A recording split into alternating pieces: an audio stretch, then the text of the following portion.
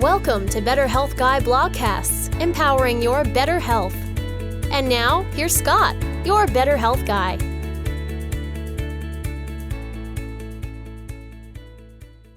The content of this show is for informational purposes only and is not intended to diagnose, treat, or cure any illness or medical condition. Nothing in today's discussion is meant to serve as medical advice or as information to facilitate self-treatment. As always, please discuss any potential health-related decisions with your own personal medical authority. Hello, everyone, and welcome to episode number 171 of the Better Health Guy blogcast series. Today's guest is Larry Schwartz, and the topic of the show is Actinomycetes.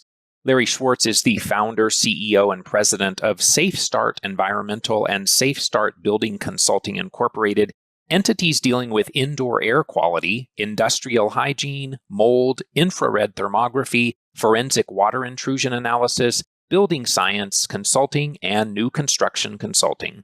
Larry has performed over 10,000 investigations of properties for which he has investigated, created remediation plans, performed testing, and issued post-remediation verifications.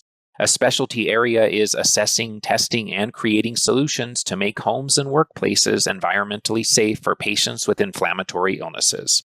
Many of his clients are patients referred by their physicians and clinics worldwide. He both travels to their sites as well as conducts virtual consulting, of which he's performed more than 1,200. Larry is on staff at University of Arizona's School of Public Health as an adjunct lecturer of environmental health sciences. And now my interview with Larry Schwartz. I'm excited today to have Larry Schwartz on the podcast to talk about a topic that may prove to be significant in recovering health and one that is not commonly discussed, that is actinomycetes. Thanks for being here, Larry. You're welcome. My pleasure to be here. I guess the first question should be, should we be saying actinomycetes, as I've heard Richie Shoemaker say? I've heard many others say Actinomycetes. How do you pronounce it? I take the very short version, Scott. I just call them actinos. It's much easier. Perfect. Having worked with over 10,000 indoor air quality investigations, how have you seen indoor air quality and the impact of water-damaged buildings on health of your clients changing over time? Is the problem growing in prevalence? Is the problem becoming more severe? And what made you make this the focus of your life? Wow, that's a long question. So let me start at the back end. In training, I'm a graduate mechanical engineer. I have an MBA. I worked a while in industry. And it was kind of an interesting road that followed me to where I am. I've reinvented myself several times. I have spent years in real estate, which led me into home inspection. And from there, when mold kind of raised its ugly head in an unusually named town, Dripping Springs, Texas, a suburb of Austin, where the Ballard case came out about close to 20 years ago, that was the big mold health deal that came out. And in fact, I was invited by some attorneys I work with regarding mold, that I spoke at some conferences and met Judge Dietz, who presided over that case, at that time the Attorney General of Texas. And I kind of studied and went to proprietary websites and learned all about water damage, what was called at the time building syndrome. And then I attended courses and got certifications. And it kind of grew from home inspection into mold inspection into the health issues. I was referred by a client of mine to a local physician at the time who was working with a lot of health-related mold patients. And I put it off a year or two, and I called him, and we had lunch. We hit it off, and I started doing investigations for patients of his. He was in that inner circle with Richie Shoemaker, introduced me. I then subsequently was asked to and was lead author of the first version of the peer-reviewed document that's on survivingmold.com about how to investigate and remediate water-damaged buildings for CIRS.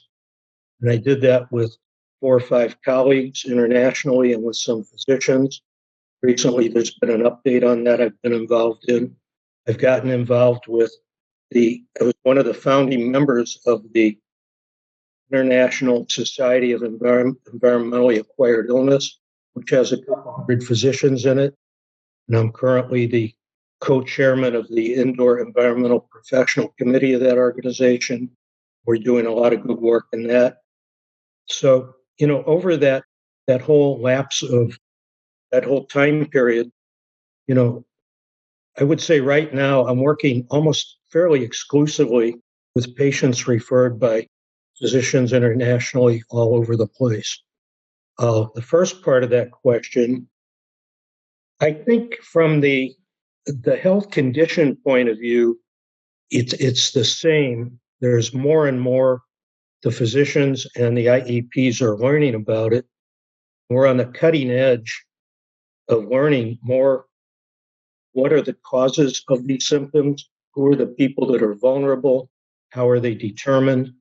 And it's interesting because of the type of symptoms, like every patient has a kind of a scope of symptoms that might be mild to middle to extreme of each of these type of symptoms that occur. There's up to 37 known symptoms right now that can occur with CIRS, and a lot of them, most all of them are common. One goes to the doctor for to get treated, and the symptoms get treated. They don't necessarily get to the root cause. So let me say this. When I deal with my clients, I often like to give them an analogy. Imagine there's an imaginary tank in their body, collects what we call cytokine inflammagens. We all have them.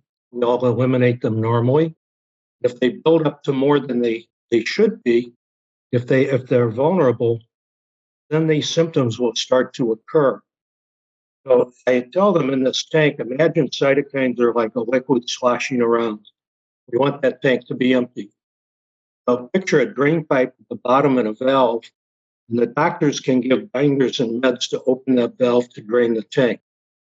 I deal with the valve at the top of the tank, keep stuff from coming in. So the deal is, if what's coming in is coming in equal or faster than what's going out, the tank doesn't empty. A lot of times my clients will say, I'm taking the binders and all that, but I don't feel any better. My symptoms don't go away. And it may well be that their exposure and what's going in the tank is coming in too fast. It kind of puts everything in perspective to kind of understand a little more about CIRS. But I'd like to elaborate one other little bit, if I might, is that as I'm trained by the physicians I work with, that people are born, as we all know, with various sets of genes. And we're pretty sure at least 25%, and we think more of people born with a subset of genes, category called HLA haplotype.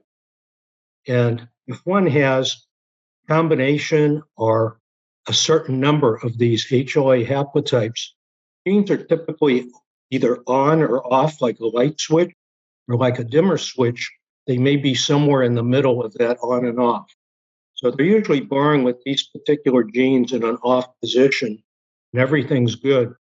But we know when these people get exposed primarily to water damaged building, there'd be other stressors that can start to turn these genes in an on position. And when they go on, the tank I talked about that holds cytokines kind of plugs up and doesn't drain, and symptoms get worse.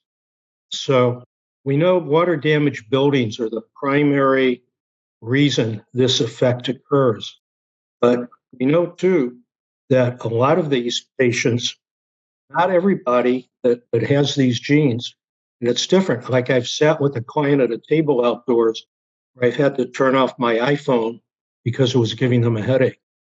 So some symptoms, like some of the headaches and brain fog, may be caused by strong electrical EMFs or radio frequencies or dirty electricity. Some of them may be affected more by chemical sensitivities, by volatile organic compounds, by the mycotoxins from molds.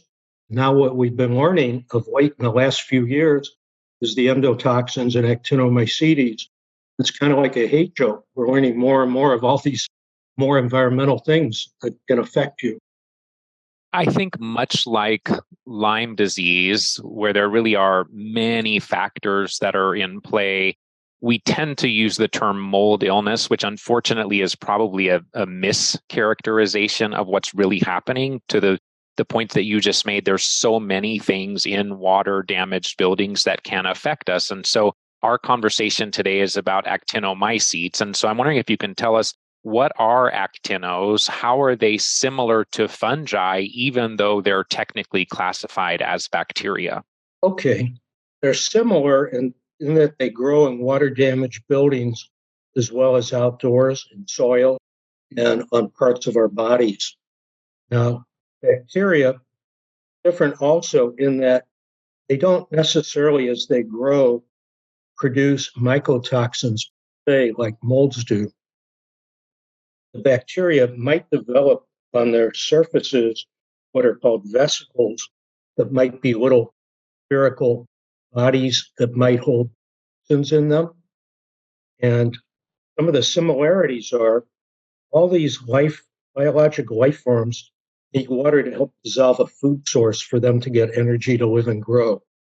When the water disappears, they die. And what's unique for these patients is these things affect the patient whether they're dead or alive. Some actinomycetes are found in the human microbiome and may have a beneficial effect in gut homeostasis. They may actually be therapeutic. And so, building on that idea that maybe not all actinos are bad, many antibiotics and medications are derived from actinos, much like antibiotics that are derived from fungi. I know Dr. Jill Krista recently posted talking about tetracyclines and macrolides and aminoglycosides and rifamycins and even ivermectin being derived from actinobacteria. And so is it that there are some actinos that are health promoting and others that are health negating? Is there a subset of them that are of concern in the external environment? The way it's categorized is just like molds have a family name called the genus, and then as they morph into species, they have two names, and they're variations of the original. The Actinomycetes also evolve into species. And there are a number of these species, most of them identified, that are characterized as pathogenic, aren't necessarily creating illness per se, but they're pathogenic to people that have the vulnerable genetics to cause them effects. When we have those identified, we work with those. In the context of chronic inflammatory response syndrome, for many years, we thought of mold and mycotoxins as the primary health negating factors found in water damaged buildings. We know that there's this soup that we talked about of many toxicants and even microbes in water damaged buildings, but really the focus has been on mold illness. And so as research is progressing, it now seems that the current thought is that the actinos and the endotoxins may represent a much more significant concern for indoor air quality as compared to mold and mycotoxins. So I'm wondering if you can talk about what we currently know relative to that, and do you believe that mold and mycotoxins still matter? Mold and mycotoxins definitely matter. Now, a lot of this is related in the last year or two to development of a newer genetic test people called Genie, like Genie in the bottle. And it's unique in how it's performed, even that when the blood is drawn in two tubes, the instructions are to turn those tubes up and down 10 times, freeze them, ship them with dry ice to the lab. It's not the usual method of dealing with it.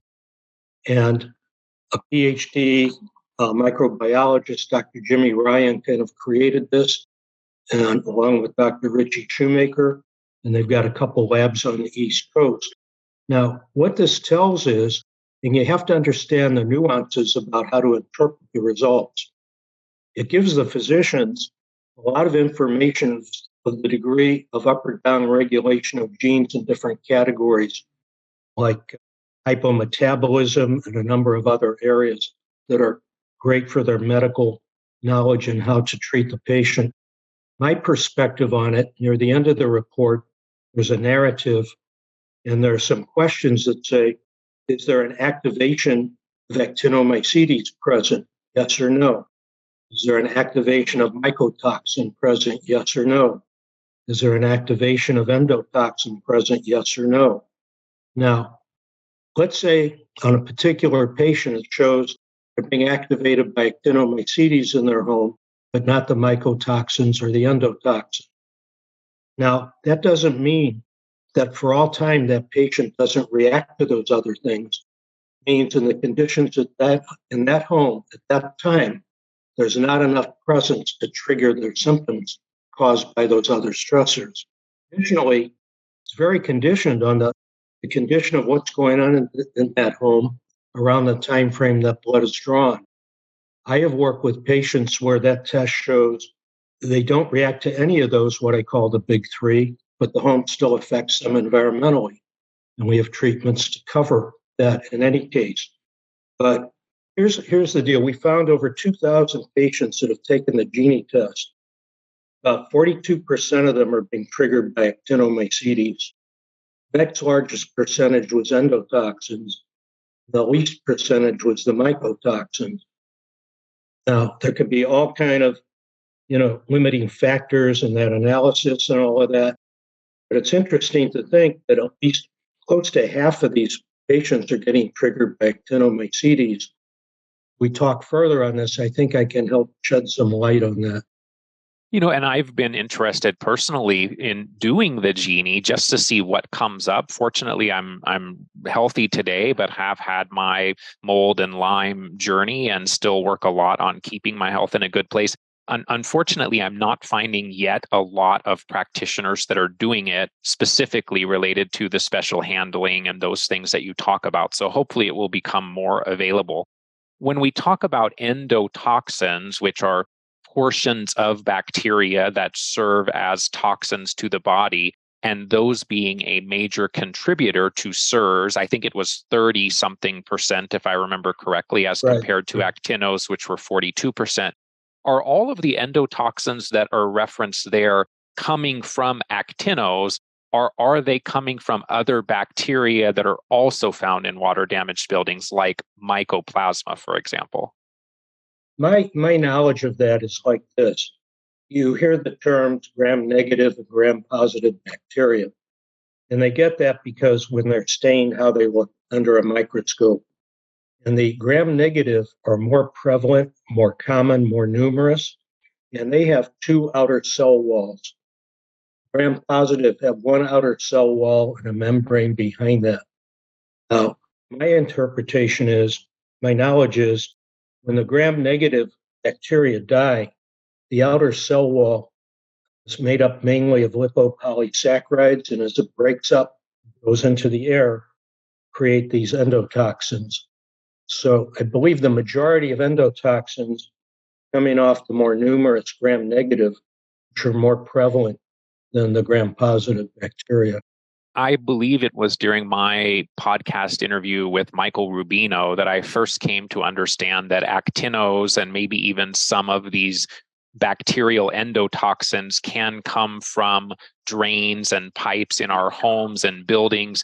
I'd really love to hear more from you about, is it possible then that one can have CIRS from their environment without water damage, without water intrusion? Because if that's true, that seems like a really significant concept that I did not previously understand in this conversation. This is where it gets really interesting. The research is showing that the actinomycetes in homes may come in from about 13 species of actinos that are generated in common residing in soils. It may come in from water damage that has occurred past or present in the building itself.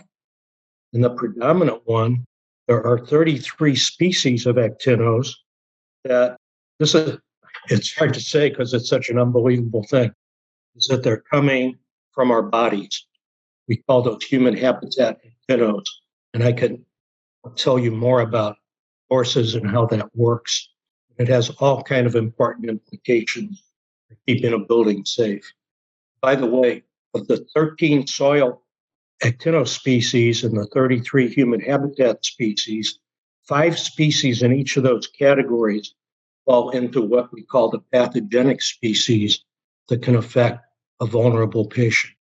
So extending then on that concept, are actinos higher in areas of water damage, let's say behind a wall, or are the factors that lead to actinos in an environment very much different from those that lead to mold and mycotoxins in an environment? I wonder if you can just paint the picture as to whether or not there's an overlap between factors that lead to actinos, or if there are significant difference between the environmental factors for actinos versus mold. It's interesting, in the last large group of actino labs I've seen where actino tests are done in the homes, through EnviroBiomics, we're finding that there might be anywhere from 10 or 15 to 20 to 30 pathogenic species of actinos that show up on the dust sample. And typically about no more than 8 to 10 of those 10, 20, or 30 are coming from the soil or human habitat.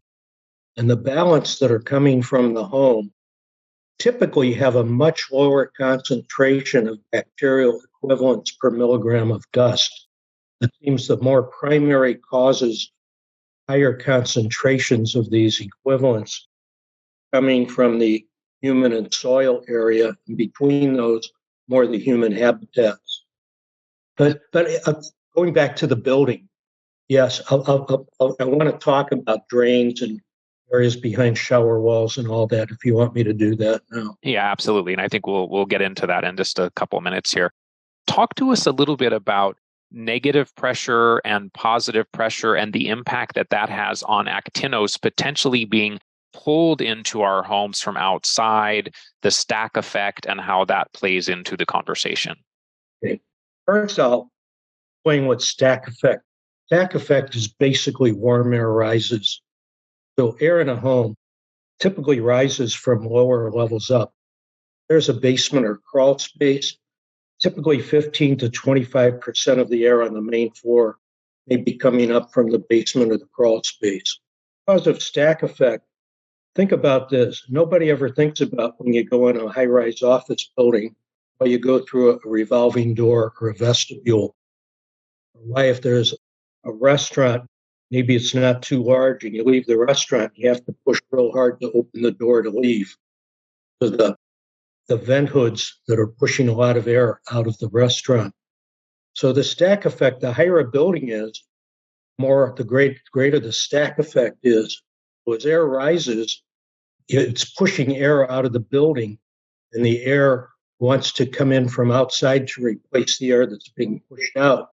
So if you didn't have a revolving door or a vestibule, if you were in that building, you wouldn't be able to open the door to leave. The pressure differential is so great of the outside air pushing against the door. So that's kind of a good explanation of stack effect. Now, here's what happens in a home, for example. Run a bath fan, a kitchen fan, a clothes dryer, rising air stack effect. We're always pushing air out of the home that typically exfiltrates at the upper levels and infiltrates primarily in basements and lower levels.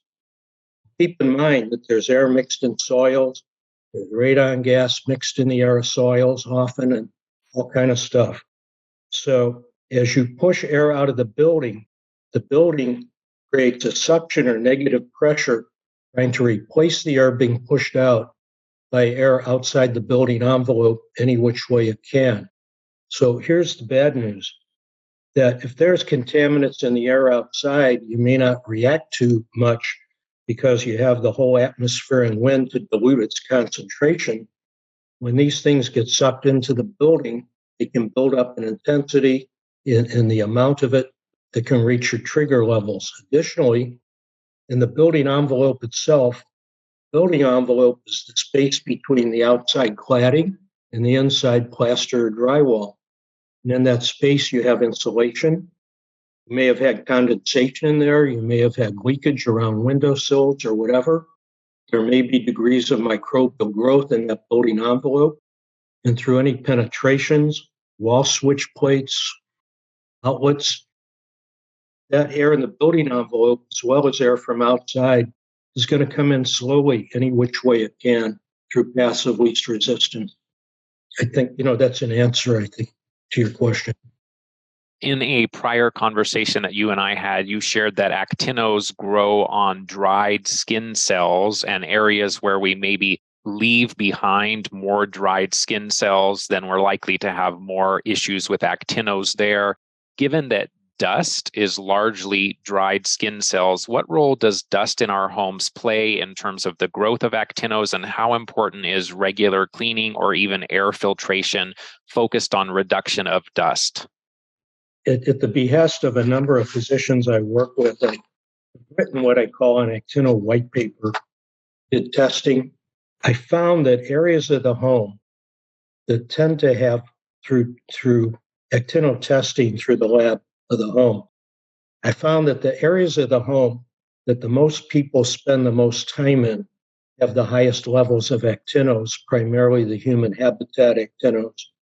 And within that group, I find the absolute major factory of actinos in the home is the bedroom. And through testing, where I've taken dust samples, for example, from mattress covers, I found the very highest levels of human habitat actinos. So think of this. When we're under covers 4, 6, 8, 10 hours a day, there's virtually no ventilation of that air. The air reaches near body temperature. Our bodies give off moisture. Our bodies give off skin cells. Our bodies may give off some mucus. And this is the absolute factory, the major factory in the home. So I've also found, like in the bathrooms and drains, when we talk about these pressure differentials, for example, if there are plumbing fixtures or sinks or drains in your home that you don't normally use, and the water evaporates from the traps, the negative pressure in the home will suck up air from the sewer line into the home. Sometimes you may get an odor from that. And what happens in these drains is there are dried skin cells, there are dried soap films, there's dried hair, and actinos and all kind of microbials like to grow in this stuff. Now, this is really disgusting talk, but it's the real deal. And especially in the shower drain, where you get soap films, you get skin cells, you get hair, this stuff grows pretty rapidly. Even the walls of the shower surround, you may not see anything visually, but there's stuff growing on there.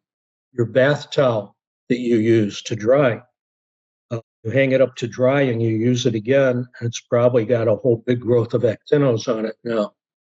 So I in this paper, I give a protocol of steps to do. I've kind of created a specific type of, would have to be habit forming, of a reasonable way to maintain the bedroom and bath and other areas of the house, minimize the reduction of actino growth and maintenance. And here's what I want to give a quick example. Sure. I have a client who's a CIRS patient in Arizona who has been determined their primary activation is actinos. And they followed I got a baseline from the lab. I know what all the concentrations of the pathogenic species are. Followed my protocol 2 months. They retested their home, and I found about a 47% reduction in pathogenic species concentrations, and the symptoms of the patient had greatly improved. Now, that doesn't prove the causation, but it's certainly very anecdotal. And I've had other cases similar to that. I'm trying to document them. I think through habits and changes in how we maintain our homes, we don't know the trigger levels. We don't have data thresholds, good or bad. And frankly, I believe every person that's a patient may have different sensitivity levels and different trigger levels. But there's probably some mean trigger level. So my goal is to get these concentrations lowered as much as possible and hope we get below the trigger level. I think for some people listening, they may think, oh my goodness, one more issue that I need to think about. Oh, right. For me, I actually find this very empowering because some of the potential solutions for reducing actinos kind of fall more in the realm of maintenance things like flossing our teeth or, something similar versus having to tear out a wall and rip up the tile and take out the shower and those kinds of things. So I think it gives us another tool through which we might be able to improve our external environment in support of our health, which for me is really exciting. I mean, we're going to talk more about some of those things, but I think it gives us some new solutions to consider as well. What potential implications do basements and crawl spaces have on the actinos conversation? Are they a potential source of exposure? They are. Consider the fact that soils are basically known to be 25% microbial growth from dead and decaying organic material in the soils. Soils are typically damp on the exterior of the home, with rain and snow on a continuing basis. There's always, going down a foot or two levels of moisture in the soils. We find the soils not only are a reservoir of 13 species of actinos, there's various species of molds and other contaminants that reside there. So negative pressure can bring those in through, paths of entry around windows, window wells, cracks, cold joints, etc. And in a basement, let's take a crawl space. I would say of all the clients I've worked with that have crawl spaces, the majority of them generally have a dirt floor crawl space that may have some gravel on it or some loose plastic on top of that. And they may or may not have a drainage system. Most of them don't have like a pit or a drainage system to pump out accumulated moisture. Some of them never get puddles, but maybe the soils are always moist, commonly get moist. So just disturbances of air, they also present a higher level of moisture into the home. Dirt crawl space on an average size home in the summer can put 2 to 3 gallons of water into the air of the home from the crawl space alone. So in crawl spaces, we often see condensation is kind of a factor of the amount of moisture in the air and the temperature of the surfaces and the temperature of the air. You hear the term dew point. Now, any surface at a dew point temperature, anything at or below the dew point temperature, the water vapor in the air will condense on it into moisture, whether it's just an invisible film or visible water droplets.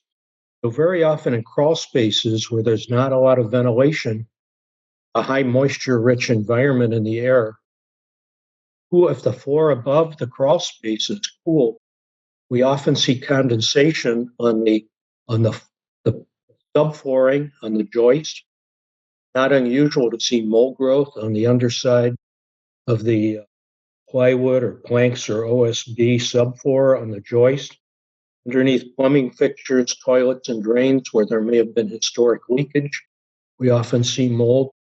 So crawl spaces are very much, a biological, environmental bad thing. And that air rises up into the home. There's penetrations where air can get through, even around where HVAC registers are in the floor, where electrical conduit, where plumbing goes through. And a good portion of crawl spaces house HVAC equipment, the air handler, ductwork. Now, when air flows through like a metal ductwork, any leaks around the junctions or any pinhole leaks in it, the air moves through and sucks surrounding air into the airstream. Another conduit, bad air in the crawl space being distributed into the home, be it actinos, molds, or whatever, often come in that way. So there's a lot of challenges with these kind of foundations. Basements I would say crawl spaces I categorize as most vulnerable for bad indoor environmental quality. Basements next, and then on a concrete slab, probably, best. Doesn't mean everything up above is all hunky-dory all the time. Best for preventing ground issues. Well, I know you're not a doctor of people, but you are a doctor of buildings. And when we think of this mold-focused paradigm, we primarily think of the mycotoxins as a trigger for the chronic inflammatory response. Some consider the potential for fungal colonization inside the body. I know that's highly debated.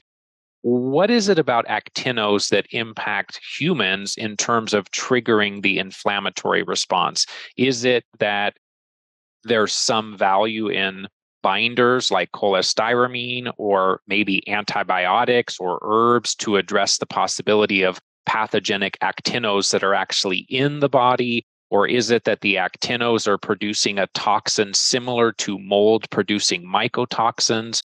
What are your thoughts there? What I've discussed with the physicians I work with and the researchers in this, I find that the pathogenic species of actinos often create a chemical called mycolic acid, and they often create vesicles on their surface that may have toxins in them, whereas other species don't create these. And that's kind of the cutting edge on the science of why certain ones are bad for you and certain ones are not.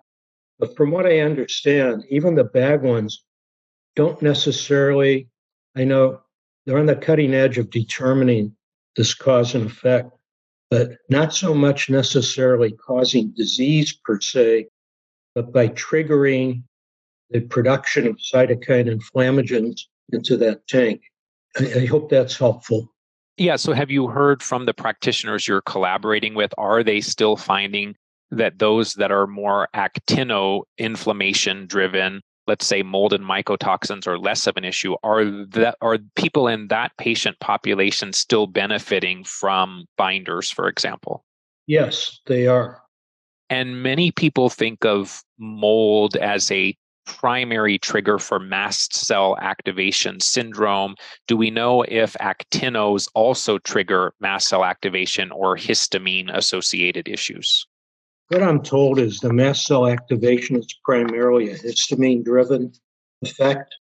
And I couldn't get any information from the physicians. The gist of what I got was the actinos aren't necessarily activating histamine activity. Okay. Let's talk a little bit about some of the testing. So you mentioned Envirobiomics is the primary lab that does testing for actinos. Are there other labs that IEPs use as well, or is that the primary tool that we have available currently? The reason that Envirobiomics right now is the only lab I know of internationally that does what's called next generation sequencing to determine these actinos. There's special lab equipment called NGS processors. And right now, they're the only lab we know of that does that, that gives us the in-depth degree of data on the speciation of actinos and their concentrations. There are some labs that will test like streptomyces, like mycometrics on dust to measure a level of that. But I mean, there's no control or anything else to measure against that. So even doing that test, the question is, does it give us enough useful information to give us direction what to do in the building to make it better? I'm not finding that. And I know there are other labs. There's a lab I've been working with also in San Antonio, Liz Biotech, LIS. And they're working, I think they're going to be coming out with some actinomycetes testing. They currently are not doing that, but they're doing other stuff that's real interesting. But to answer your question, right now, Envirobiomics is the only one doing it to the level and degree that's giving us kind of information that I think we can get a degree of usefulness to know as a baseline, are we getting better or worse in this? So you talked about the fact that there is this distinction between human and soil habitat actinos, that we can test for 33 human and 13 soil actinos with the Envirobiomics panel. Do both the human habitat and soil habitat actinos that are tested for have the potential to lead to CIRS, Why are we looking at both of those, and can they both drive our inflammatory response? I don't think either one leads or is causative to make CIRS happen. I think CIRS is a condition created by the genomic issues of the body and environmental exposures. But the environmental bacteria aren't causing CIRS. They will exacerbate it, create more cytokine inflammagens into that tank, just as chemicals or mycotoxins from molds or endotoxins will do the same. So is it true then that either of the human or soil-based actinos can lead to the same pathogenic response in humans, or is it less so the soil-based actinos? The pathogenic species of soil-based or human-based can cause the same degree of health activity. The difference is that we're finding in the envirobiomic testing that the soil-based are generally not reaching the level of causative as much as the human-based. And when the dominance and prevalence index, when you want to get to that, will help explain a lot of that. When we look at the human habitat actinos, I noticed that one of them was Propionibacterium acnes. And so I'm wondering if we know if people that have ongoing problems with acne could potentially attribute that to the presence of actinos in their indoor environment.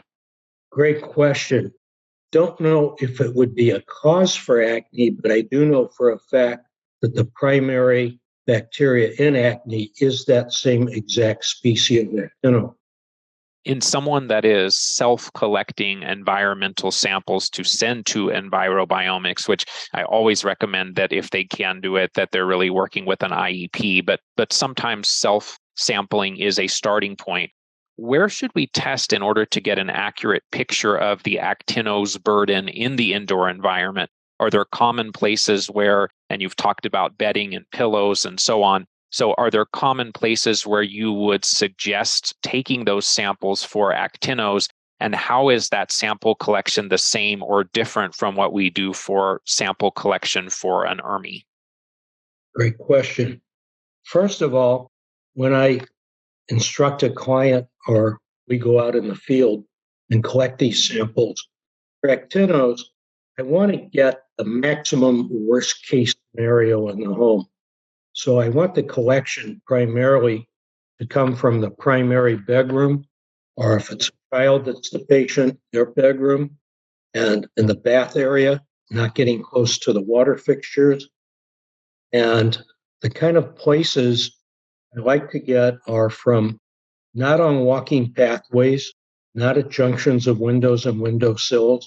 Both of those may provide some outdoor bias to the collection, but even things like top and backside of computers, TVs, perhaps a little bit on the back of fan blades, maybe top of door frames. Think about this. When you think about house cleaning and dust, categorize what I call new dust and old dust. Old dust is on areas you don't normally clean, like the top of a door frame, backside of a computer, the top of a picture frame. New dust are on areas you normally dust in your house cleaning. So the older dust has a longer time period history on it. The lab will send you directions because they need 10 milligrams of dust on the sampling cloth to run the test. They want a lot of dust. And they'll often tell you to take it off of return air registers and such that have a lot of dust. So when I think about that, I think about this. The target for our patient is the air they're breathing, not a surface per se. Now, things that collect dust, like an air return, have a lot of history on them, but they're surfaces that I consider are not emitters. If they were emitting dust, they wouldn't be collecting so much dust. And the emitters are what put dust in the air. So my thinking is, I want to get surfaces that are more correlated with what's in the air they're breathing. So even though a surface like an air return has good history on it, that'll give us probably the most conservative, highest level, then I think is that highest level really relative to what's affecting the patient. They're not going around licking the register. So I think you're kind of getting my drift. No, that's incredibly helpful. What percentage of environments would you suggest likely would have an unhealthy level of actinos if they were tested? And are high levels seen in homes where the occupants are healthy? How do we differentiate between healthy and unhealthy levels of actinos in an indoor environment? I think regardless of the person's health, we all have actinos growing on our skin. We are all emitting skin particles. Oh, I know. And here's the really hard fact that's hard to swallow, that if a patient is in a home that had no water damage history at all, and this home is let's say it's even a clean room, they move into the clean room, they are going to be causative in creating actinos that might affect them in that clean room. So there's no house that's going to be perfect for this. When people are moving or deciding to move, one of the things I want to make sure they do is to follow some specific, very detailed, labor-intensive cleaning processes in that home before they move in, and how to clean their content, whether it's going to be a point A or point B, and how to protect the content when it's in a moving van so that they'll get a good, fresh start. And if they maintain these particular housekeeping protocols, it should be good moving forward in time. Similar to an algorithm like Hurts Me Too, my understanding is that when you get those results, there is a actinobacteria dominance index and an actinobacteria prevalence index. So what do those two indices tell us, and what's the difference between dominance and prevalence, and how do you interpret those indices? This is a very difficult subject. I'm going to give you a definition of how they're derived, and I'm going to tell you how they're generally used by the physicians. So the dominance index relates, let's just in a broad term, that relates to the degree of soil habitat actinos related to one's health effect. The prevalence index is looked at as relating to the human habitat degree that would give a physician yes or no, these should be affecting the patient or not, in a broad stroke. So physicians say if either of those indices is over 2.0, and in the case of the dominance index relating to soils, if that patient's taken the Gini test, they have high upregulation of genes in an area called MAPK, which I'm not going to define, and that index is over 2.0, that means that patient is likely health-wise reacting to that actino source of oils. If the prevalence index is over 2.0, and I'm told by the physicians, doesn't matter if it's a little over 2.0 or a huge number over 2.0, and there's a high upregulation in the gene group known as TGIF, transformative growth factor, that it's likely that patient's going to react health-wise to those human habitat actinos. So I look at these as kind of a stoplight. When I look at the report from EnviroBiomics, they're over 2.0. It kind of tells me it's likely the patient is going to be reacting to those. Then I look at the specific concentrations of the pathogenic species. I can look at them and I can tell you if these are kind of low for what we see, whether they're high, whether they're medium. They don't have a threshold to tell you they're perfect, but I have a pretty good feel for what's going on. It's important to, let me give you the definition of the dominance index. It says, take the sum of the human habitat actinospecies of all 33 of them and divide by 33 to get an average, those species, average concentration. Then you sum up all 13 concentrations of the soil habitat, divide by 13 to get an average concentration of those. Then you divide the average of the human habitat by the average of the soil habitat. That's how they derive the dominance index. Now, we try and think of that, well, what does that really mean? That's the definition of how they derive that. Prevalence index is a little different. They average the 5 pathogenic species concentrations in the human habitat and then divide that by the average of the 5 pathogenic soil habitat, and that's the PI. But here's what I find. In all the many, many, many lab reports from envirobiomics I see on actinos, it's rare for me to see a soil habitat over 2.0. Common for me to see a prevalence index over 2.0. I would even say that over 95% of the labs I see have a prevalence index over 2.0 and a dominance index under 2.0. We know that most IEPs don't consider the ERMI score itself to be very helpful. I think HERTSME-2 has been better than the ERMI score in terms of trying to consider the potential impact of the environment on health. In your experience, does the Actino indice, does that correlate better with the health of the indoor environment and potentially the health of the occupants? Or do you think we'll have the same conversation later that they don't really seem to, taking just the indice values, they don't really seem to correlate very well? I want to tell you, I don't throw the mycotoxins under the bus. I feel they're here to stay. And I think the real key is the sensitivity of the patient to them. Now, we know over 800 patients that have been treated in re-entered homes had their health effects correlated with HERTSME scores and ERMI scores. That was done by Shoemaker and David Clark about 18 months, maybe 2 years ago. And that's how they came to the conclusion on HERTSME score that if one is reactive to the mycotoxins, HERTSME 0 through 10, the average relapse rate was 1.7%. Between 10 and 15 score, the average was 47%. Over 15, the average was over 90%, a very steep climbing curve.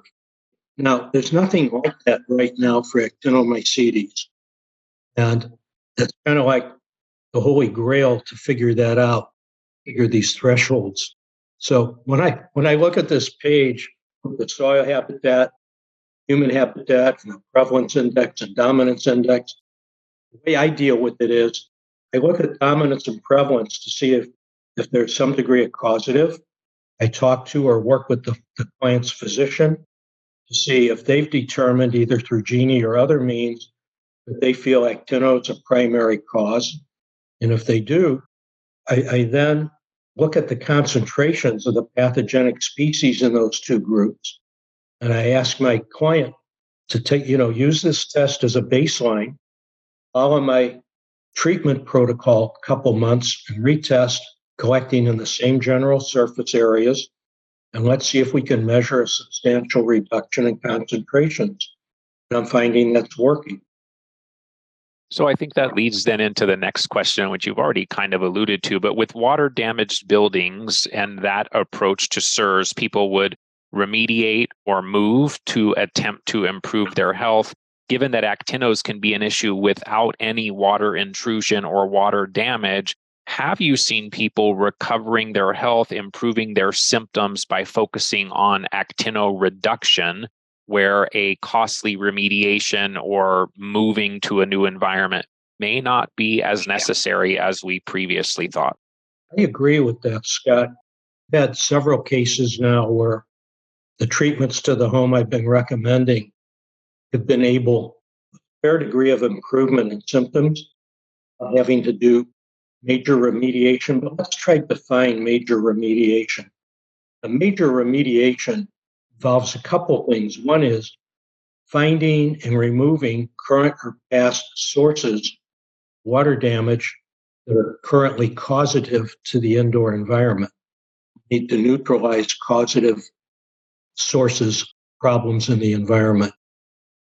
remediation is also looked at as, removing by special cleaning what's been created and plated out now on surfaces of structure and content, which we don't want to do till we remove the causes so it doesn't reiterate. So in the three methods of controlling indoor air quality, removal of the contaminants is one of them. And we have to be careful causes are first corrected. One of them is air purification, which I have an interesting theory about. And one of them is ventilation. I found a number of cases now by the right combination of purification and ventilation, depending on the climate of the area and all, for a much lower cost, we're able to get tremendous effects in reducing forces and making it healthy without necessarily having to do major remediation. I like to take things, for example, a step at a time, where first steps, we think we're going to get the most bang for the buck, see how that works and move on through those. The word that comes to mind for me is hallelujah, right? I mean, it's a lot more hopeful and less frightening than some of the bigger remediations that sometimes we do have to unfortunately do. Given that actinos are common in soil, could indoor houseplants be a source of actinos? It comes up a lot. I remember one client, they had well over 30 large houseplants, various levels of the home. And this gentleman's wife was the CIRS patient. We tested the soils and tested the house. We didn't find a direct correlation. Additionally, when you think about the houseplants, not the whole depth of the soil in the vase, so to speak, just the top surface, which is not a super large area. There has to be a lot of disturbance to it to get things into the air. I've seen more mold on the stalks of the plants than anything on the surface of the soils. Some of the physicians I work with, where we've had this discussion, say the house plants aren't a big deal. I find when you overwater plants, then they might go through the pot into a hardwood floor or carpet that can cause growth, more of an issue. So in general, I'm going to say, I'm not going to necessarily have a client get rid of their house plants. I don't think they're majorly causative.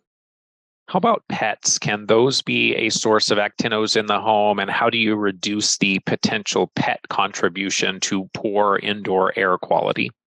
Yeah, I happen to be a pet lover, so I'm not against necessarily having to get rid of them. But here's the deal. Depending on the climate, like I remember clients in Austin where the dogs, like to just roll around in the dirt. And they kind of bring in soil habitat that way and maybe on their paws. As far as their skin, they're not that large a skin surface as a person, but I think proper grooming, and there are certain grooming cleaning materials we might recommend when they're shampooed or such that would minimize exfoliation of their skin. But I think if they're, young and like to dig and roll in the dirt, dogs, for example, to kind of, I know it's hard to control, but when they come in to try have some non-fragrant tamper wipes or something to kind of wipe their paws and such when they come in the house, if you can do that, would be helpful. Cats, if they're in the home, I just recently had a client where I think we're getting actino growth that's affecting this client. Everything else looks good from the litter boxes where the actinos might be growing. She's recently moved them into the garage now, and we're kind of monitoring that to see if that's going to help. But you have to kind of think out of the box on a lot of this stuff. It's kind of funny. I'm staying at a place currently where there's a dog in the home next door. And the only time the dog started barking was when we were talking about potentially getting rid of our pets here. So I think the dog was saying like, hey, no, I'm not going anywhere. Intelligent dog. Let's talk about some of the solutions. So what can we do to maintain our homes, to reduce actinos? What can we do to maintain our drains and pipes? Right. And in this protocol I've developed, the kind of things I have in there, I direct people to a particular, believe it or not, there's companies that make a thing called a bed vacuum. It's a handheld, high power, long cord. It's not a battery. It's HEPA filtered very well. And I have them like when they change their sheets to vacuum the mattress cover, vacuum the pillows on a daily basis. I have them vacuum the top sheet they've been lying on and the pillows. If they're up to it, I'd like them to change sheets a little more frequently. And their wash, I'd like them to add a cup of laundry borax. If you don't use hot water, pre-mix borax and hot water and add it to the laundry. Do an extra rinse. Borax is a natural element that helps surfact and get all this stuff out of the fabrics. I have them on the drains. I have a drain protocol where I have them take like an OXO brush and I have them make a solution in a bowl with about 6-7 drops of a non-fragrant detergent and water. Add an ounce or two of vinegar. We find the acidity helps clean the bacteria better. And to, take the cover off the drain and kind of, go up and down the drain, down to the trap and clean it several times and rinse it with water, the drain, and then add a bottle of drugstore grade hydrogen peroxide down the drain, sit about 15 minutes, and then run the water and clear that out of the drain. Make sure other sinks or water fixtures, have water in their traps if you don't use them regularly. Run the water, pour a glass of water down the drain to make sure water's in the traps. Negative pressure isn't bringing stuff up in the air. Clean the shower or bath surround with the solution like I described. Do that, even every day. You shower. I know it's got to be habit forming.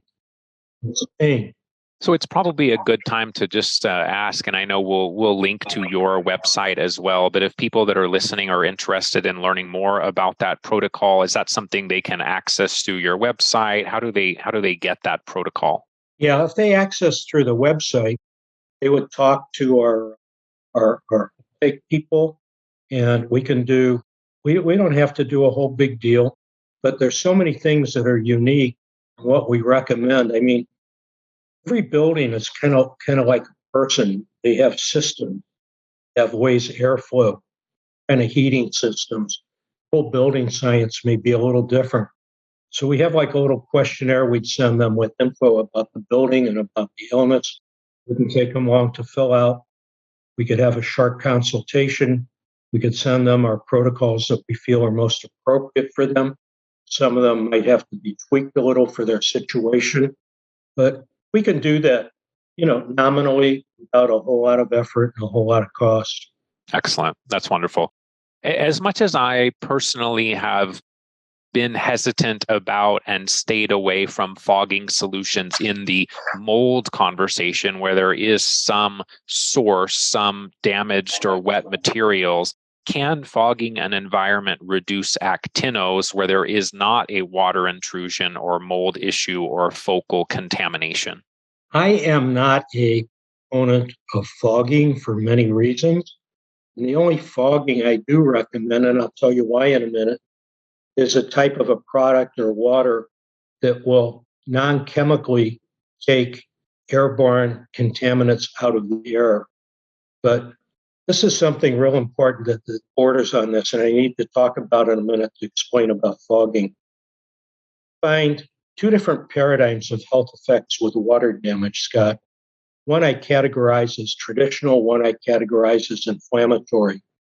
And about 99% of the world of mold testers, remediators, physicians, insurance adjusters are in this traditional where the health effects are upper respiratory, more spore-related, the wheezing, sneezing, coughing.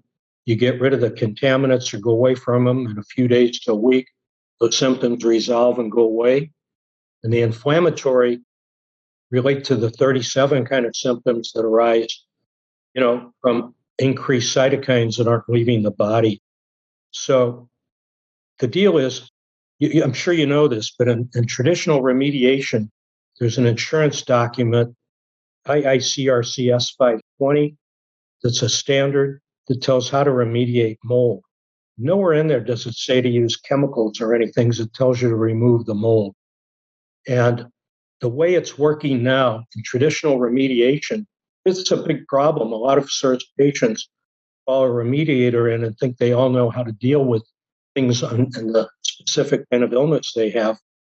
And the remediators will use strong chemicals called biocides and such to kill mold. And even if it kills it and it's in place, it's still going to bother them. Mold has to be removed, not even removing the material. If it can't be removed, it has to be surfactant cleaned to remove the live and dead mold. And it may need to be encapsulated. And if so, there's products we recommend that don't have chemicals and fumes that would affect them. So when myself and colleagues of mine, deal with the giving instructions to the remediators, we often have to train and teach them new tricks on how we want it done that are not necessarily traditional, because a lot of the traditional work can affect the patient. So I don't know if I went far from your question or not. No, that's very helpful. That was, your thoughts on fogging, and Yeah, mine have also been somewhat hesitant about that. I think a lot of times people think they can fog and then ignore finding the source of the problem. Exactly. But I was wondering with actinos, if there isn't a specific source, drain pipes and so on, yes. But if it's more broad in the environment, is there then a potential place for fogging? It sounds like not necessarily. So what we find, for example, in a bedroom, we often like to tell people to have a really, really good air filter that might filter smaller than HEPA. There's many out there that filter down to 100 times smaller than HEPA particles. Move it around every other day or two, and maybe even add a non-ozone producing PTO device, small, even like maybe an iAdapt Air by AirOasis. A lot of the doctors feel, I haven't seen data supporting it, but they feel anecdotally that those have been helpful with actinos. So you talked about dust, which is primary material in dust, the skin cells may be carrying actinos on them. So any reduction of dust is going to be helpful. Cleaning dust off of the walls. Carpeting is another subject of importance, because when you vacuum, all the particulate and air gets sucked into the vacuum, goes through some kind of a filter, and anything smaller than HEPA, if it's a HEPA filter, will go through the bag back in the air where it's small, light, and can hang in the air a long time. We have to ventilate rooms properly when you vacuum, or have a sealed system vacuum that's not going to happen. So it gets crazy. I mean, if it's really old carpeting, we even have a protocol how to remove that in a safe way so you don't jostle all this stuff in the air in removal. Everyone uses the term, we're going to rip out our carpet. I shudder when I hear that term rip. It just puts everything into the air. But we like things like the new luxury vinyl tiles that are floating without a mastic or adhesive that has fumes to hold it down. We like pre-engineered, pre-finished wood floors. We like tile. So, I mean, there's better alternatives than wall-to-wall carpet. I know I'm diverting a little, but No, it's all, I mean, this is all gold. You mentioned air filtration. You also mentioned the PCO or light-based air filters. There's a lot of conversation about purification and sanitization using devices that also use hydroxyl radicals or similar. What are your thoughts on that type of a solution? There are some of those devices that we find actually are very effective, that may even reduce levels of mold species on surfaces and treat the air. So I see two basic methods of air purification. One of them is very intuitive. They trap particles that are in the air out of the air through filters. We all know the name an air filter like HEPA and so. The other method uses a simple chemical reaction to purify the air. Hydroxyl molecules are one atom of oxygen and one of hydrogen. They're called OH molecules. They're given an electrical charge in a PCO device. They go in the air, and they're electrically attracted to biological contaminants in the air. And when they come in contact, they grab an atom of carbon or hydrogen from the contaminant, create an atom of H2O or CO2, and by so doing, they decontaminate that contaminant. Now, you have to be careful. I mean, some of these devices rely on air to go through them. Some project air into the room. Some, if they use a wavelength of ultraviolet other than C, like Charlie, they create ozone. There's physicians I've heard at conferences that have huge data that even extremely low levels of ozone in the air can increase symptoms of inflammatory patients. So I'm a no ozone kind of guy. And there are devices that do this without ozone. And I've had a very, very, very small percentage of client patients react to PCO devices, either with a headache or something of that nature. And we have them within 30 days, send it back to the manufacturer. They usually have a restock fee. They'll take it back. But we've seen a lot of effects. We've been tracking, measuring like HERTSME test after 6 weeks using just that kind of device in a closed environment. We've seen large reductions, surfaces on HERTSME score. So I think they can do good. I think, and I've read articles too, that the PCO may help even keep the filters on the filter device cleaner longer. So there's some degree of possible synergistic effect. You mentioned a few minutes ago the term surfactant. And so I wanted to talk a little about small particulate cleaning, which is another tool we can use to improve home health. Is there some aspect of small particulate cleaning that helps with actinos as well, or is that more mold focused? And are there certain cleaning solutions that maybe work better for reducing actinos than others? Great questioning. Yes, the answer is yes. It's important, especially in the rooms that are the highest formers of actinos, like the bedrooms, the family rooms, the kitchens, where you spend a lot of time, to surfactant clean. One of our protocols is small particle cleaning. I've derived with colleagues and physicians. It's a way of cleaning the surfaces, even of the walls, the content, be it porous or non-porous, how to clean them properly, get down to a clean baseline to remove what's built up over time that can get disturbed into the air you breathe. So yes, cleaning is primary. Cleaning, air purification, and ventilation are the keys. We talked a bit about portable air filters.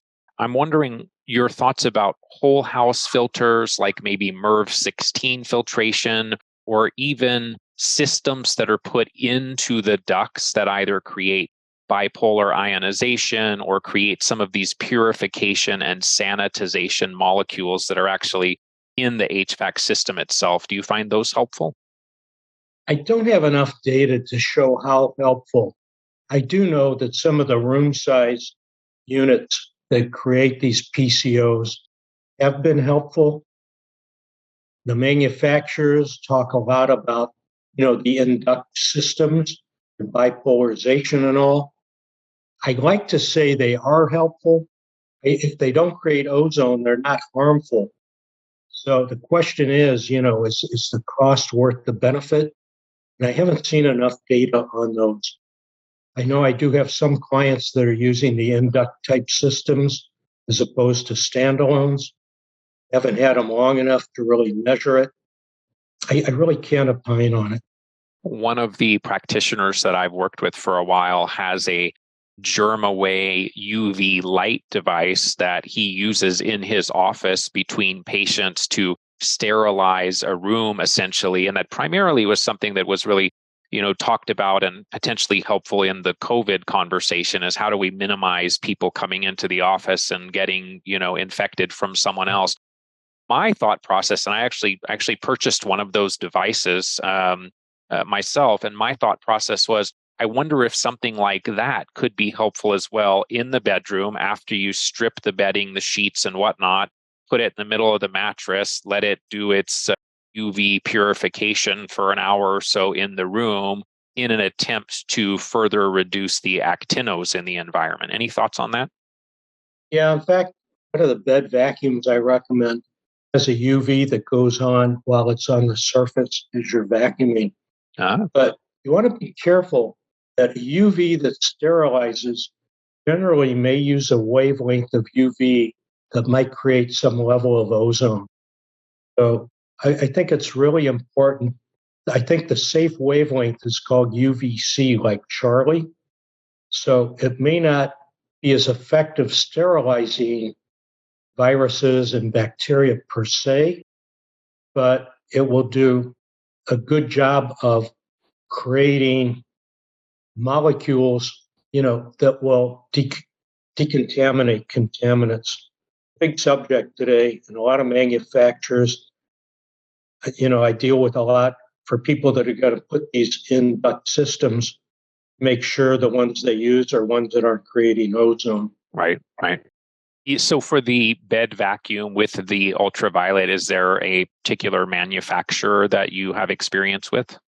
Yeah, it's called Dibia. D is in David, IB, either EA or IA. Okay. And now lately on the same site where I recommend people buy that, they've dropped the Dibia name on it.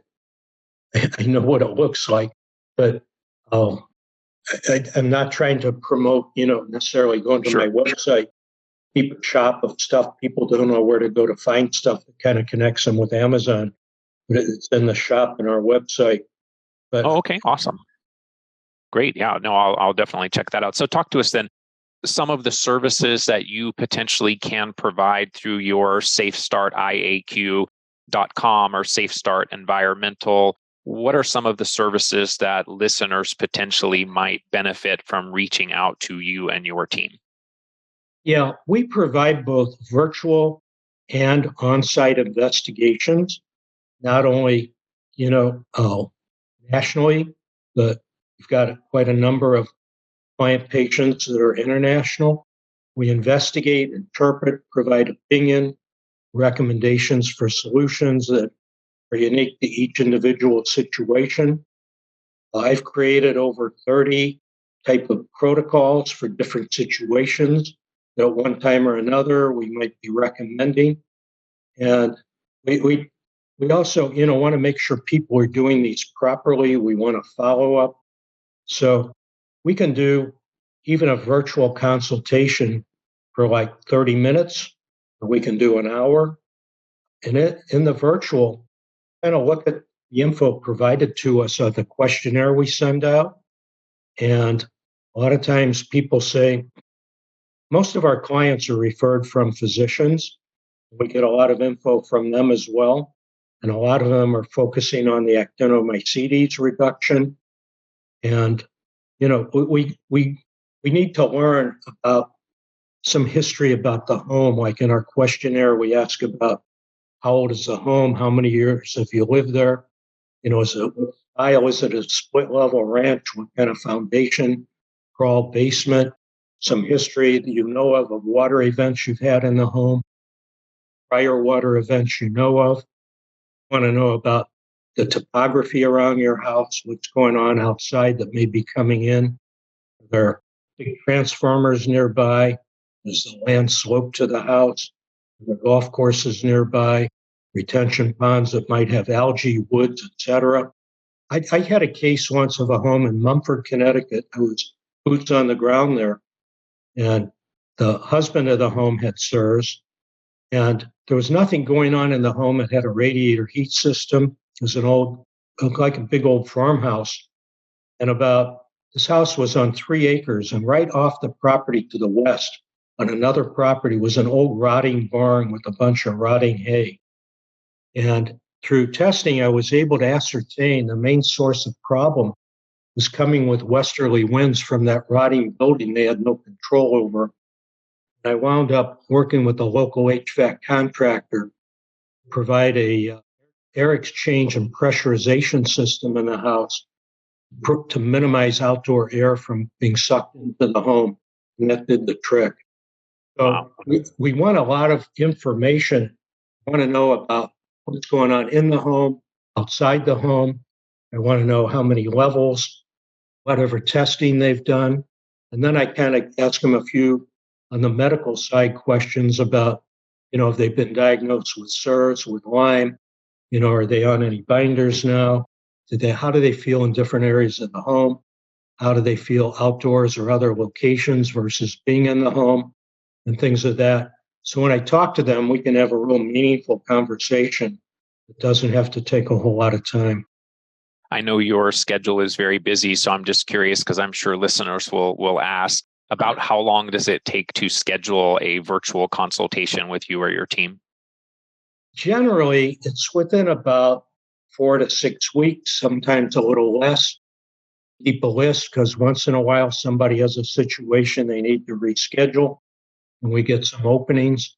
But if it's a really urgent thing, and I hate to say that because almost everybody says theirs is an urgent thing, Yeah. but we'll do our best. There's been times where I've maybe gone off of the mark, maybe in an evening or a weekend where I need to maybe talk to a client patient if need be. Great. But we tried.